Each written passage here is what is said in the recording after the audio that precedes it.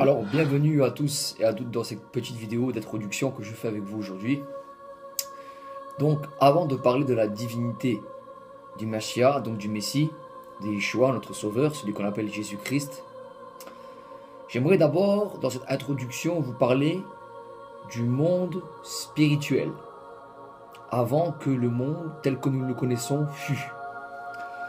Dans l'Écriture, il nous est mentionné ce monde parallèle, ce monde spirituel, dans lequel vit des esprits, qu'on appelle dans l'Écriture des anges. Plusieurs races divines nous parle l'Écriture dans le livre de la Genèse.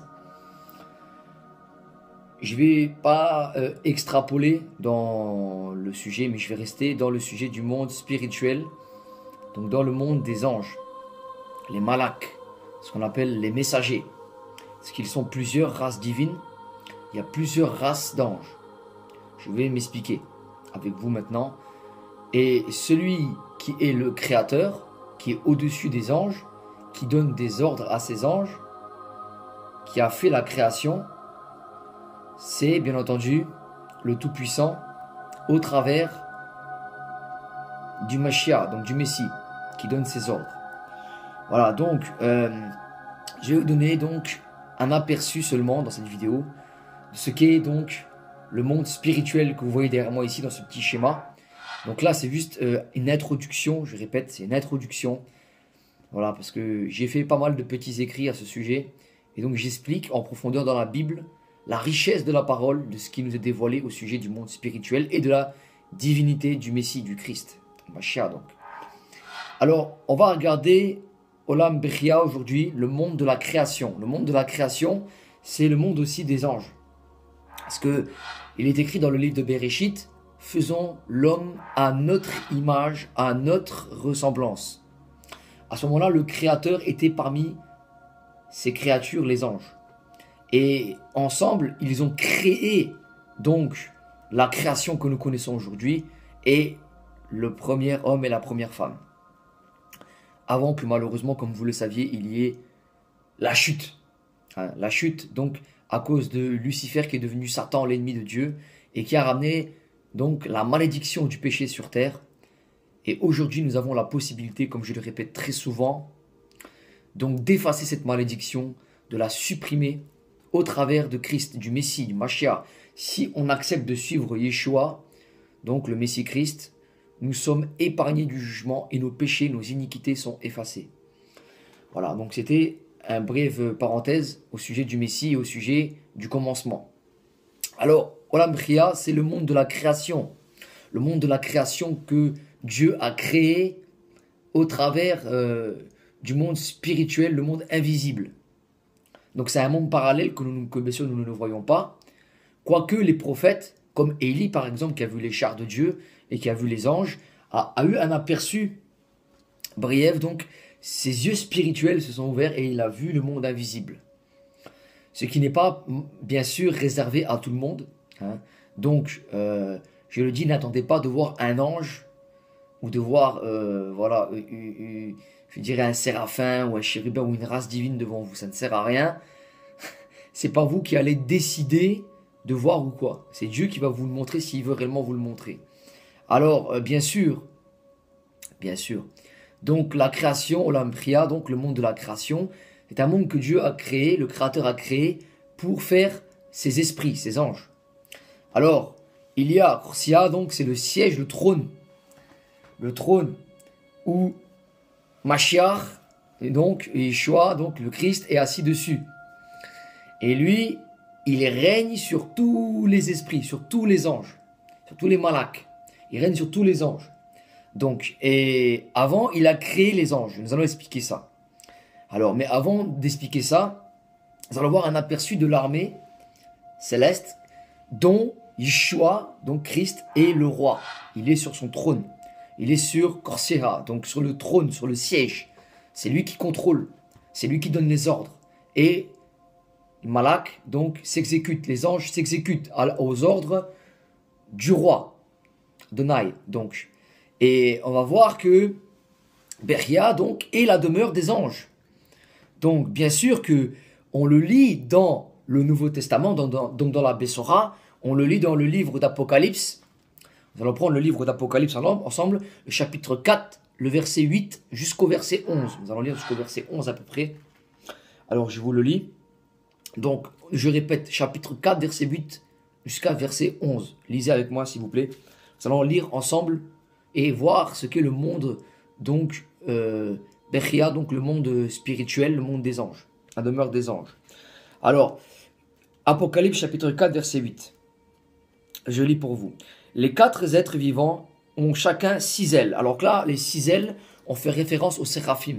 Les séraphim sont des anges de race divine qui ont 6 ailes.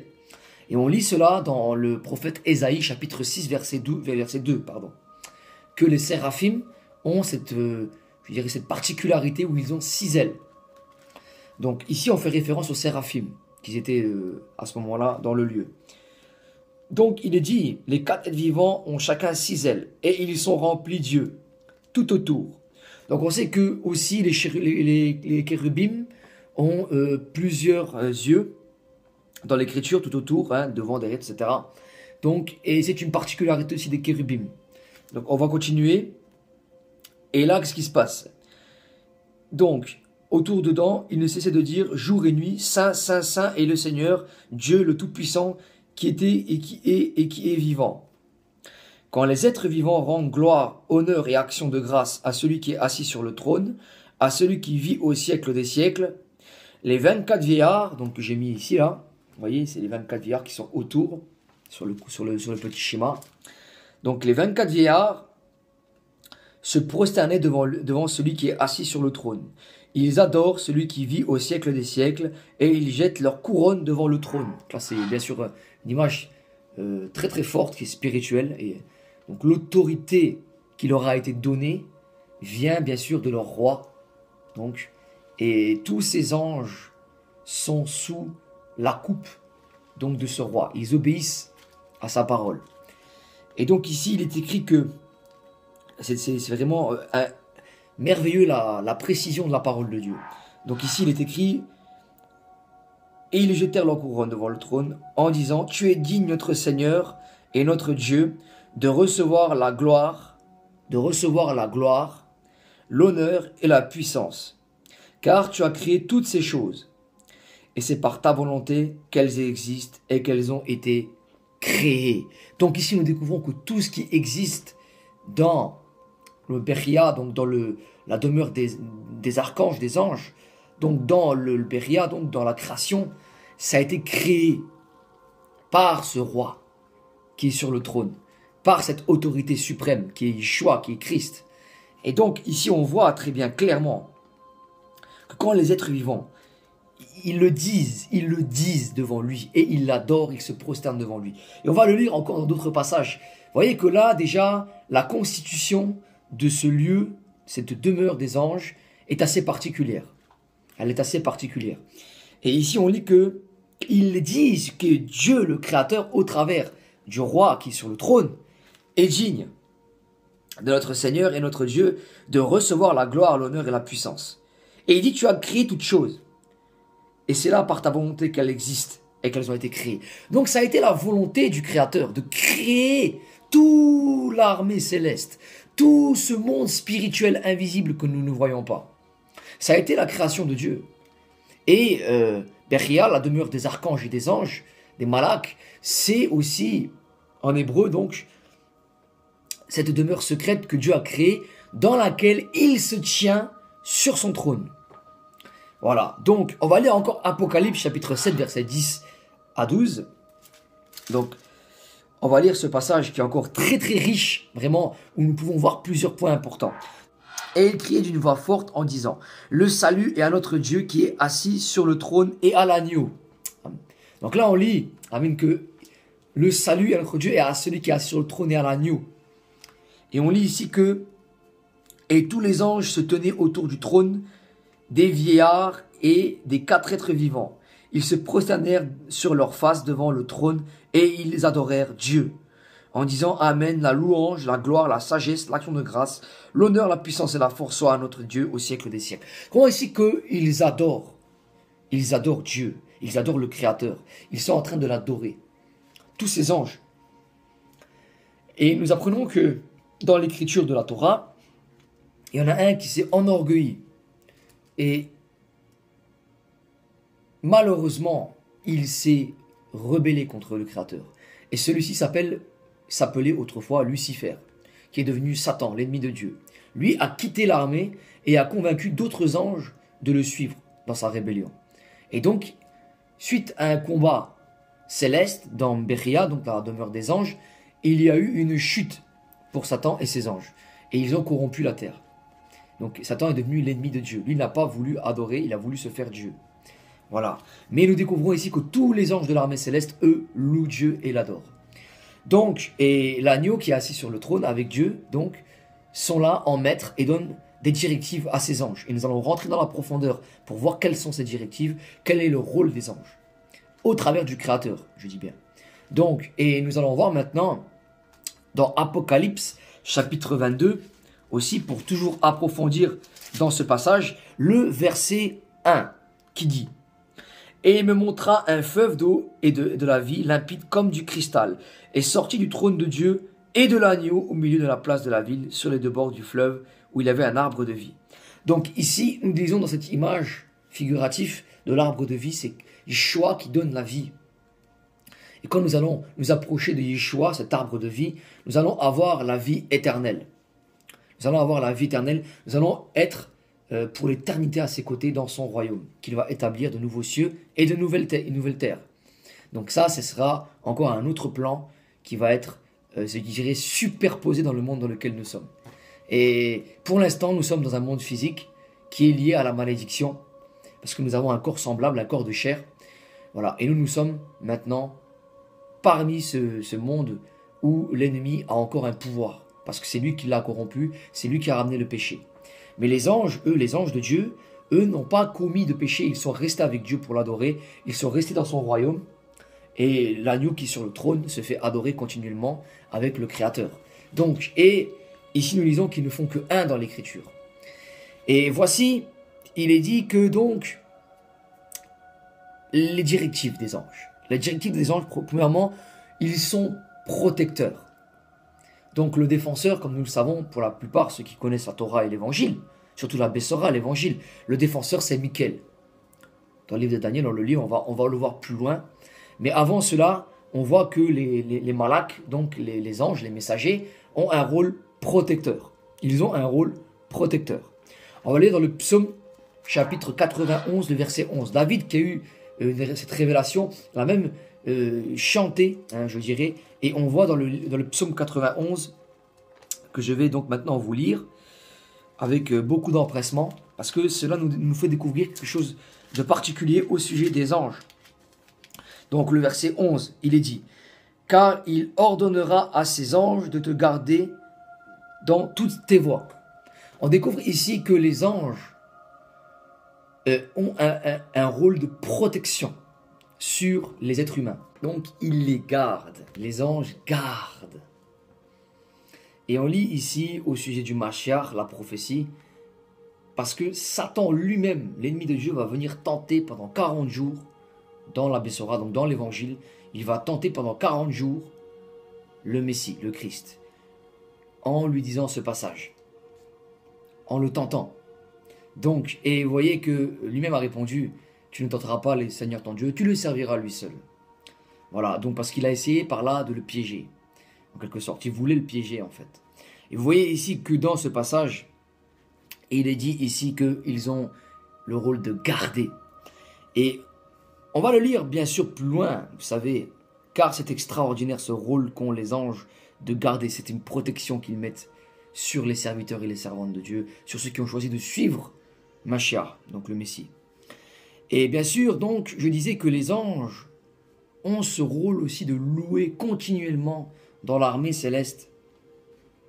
Et on va le lire donc dans le psaume 103. Le psaume 103 qui nous parle encore de cet état des faits. Psaume 103 qui est très très riche. On lit les psaumes, c'est très très riche, hein, les révélations de David au travers des chants. Hein, c'est extraordinaire. Psaume 103, 20.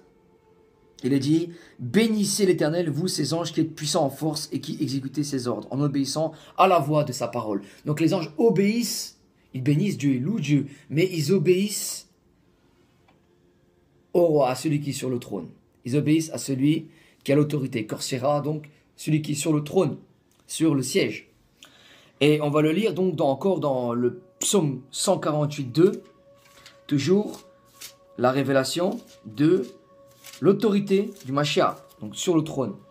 Psaume 148.2. Je vous le lis pour vous, afin que vous puissiez aussi découvrir dans l'écriture. Louez-le, vous tous ces anges, Mashiach, les malak, vous tous, louez le roi, louez celui qui est sur le trône. Il est dit ici, vous louez-le, vous tous ces anges. Et c'est écrit, louez-le, vous tous ces anges, louez-le, vous tous ces armées. Vous tous ces armées. Donc, il y a une très grande armée dans le Beria, la demeure des anges, des malaks, des archanges.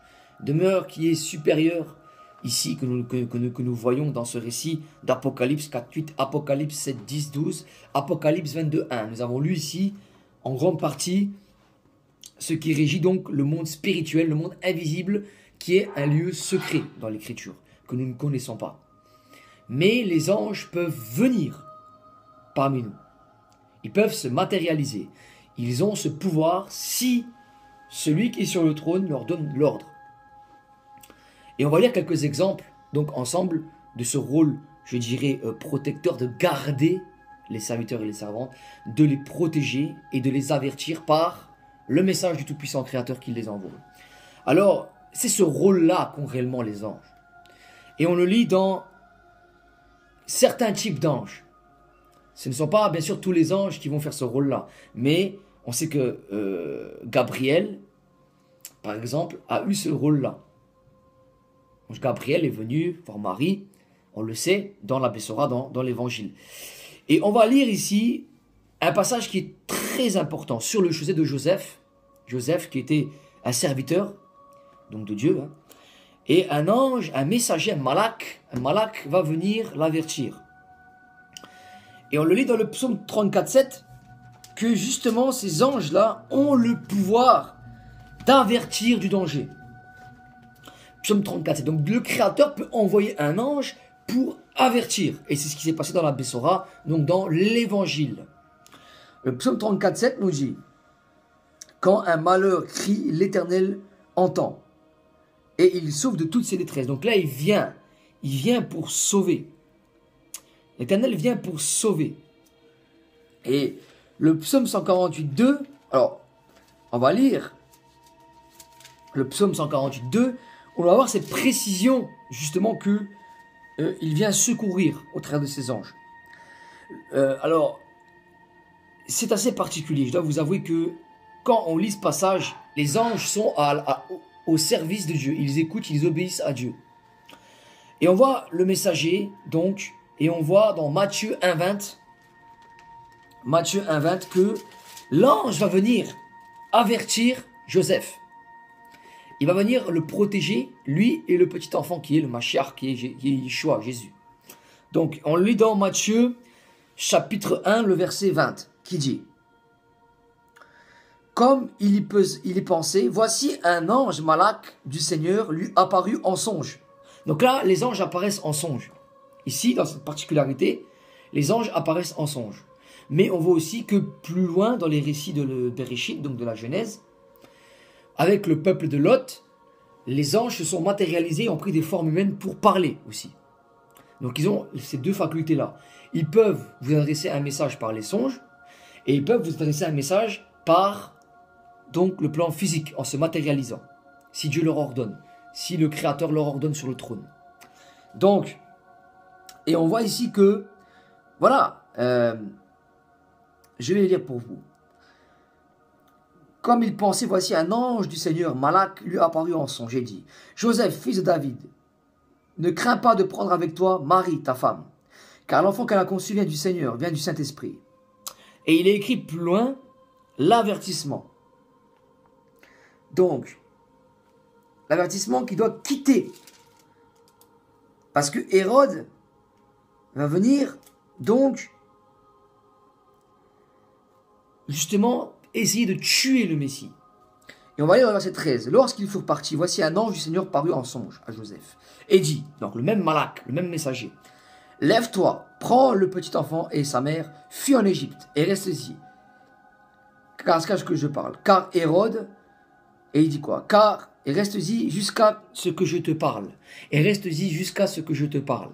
Ça veut dire que le Créateur a utilisé l'ange, le malak, donc le messager, pour avertir et pour sauver, pour épargner la vie du petit enfant, donc du Messie, Mashiach qui a été conçu par le Saint-Esprit. Et ici, il est dit que, voici, reste-y. Et il lui dit quoi? Donc, reste-y jusqu'à ce que je te parle, lui dit le malak, le messager, l'ange. Car Hérode cherchera le petit enfant pour le faire périr. Car Hérode cherchera le petit enfant pour le faire périr.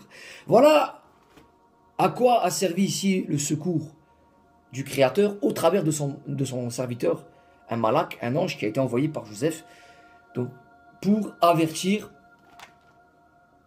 ici du danger de Hérode qui voulait tuer le petit enfant. Et on va lire encore d'autres passages qui sont très importants, qui figurent donc dans la Bessora, donc dans le Nouveau Testament. Donc, vraiment, il arrache du danger. Il arrache du danger. Les anges, les malaks, les arrachent du danger. Et on lit ici, donc, que Pierre aussi a eu cette altercation avec un ange qui lui a délivré d'une prison. Dans le livre des Actes, chapitre 5, on va prendre deux exemples que je donne. Actes des Apôtres, chapitre 5. Parce qu'il y a beaucoup, il y a aussi Lot, quand l'ange dit de sortir pour ne pas périr dans le feu. Il y a beaucoup d'exemples, mais je n'ai pas tous ces données, sinon ce serait trop long. Je vais essayer de faire court. Donc, et être objectif face au sujet aujourd'hui.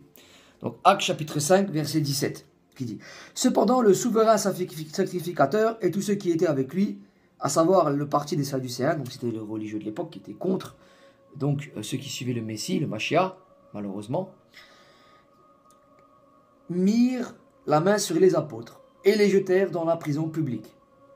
Mais un malak, un ange du Seigneur, ayant ouvert pendant la nuit les portes de la prison, les fit sortir et leur dit « Allez, tenez-vous dans le temple et annoncez au peuple toutes les paroles de cette vie. » Donc on découvre ici que le malak, toujours la même chose, envoyé par le Créateur sur son trône, est venu sur terre pour libérer ici Pierre et les apôtres de la prison, pour qu'ils puissent continuer leur œuvre.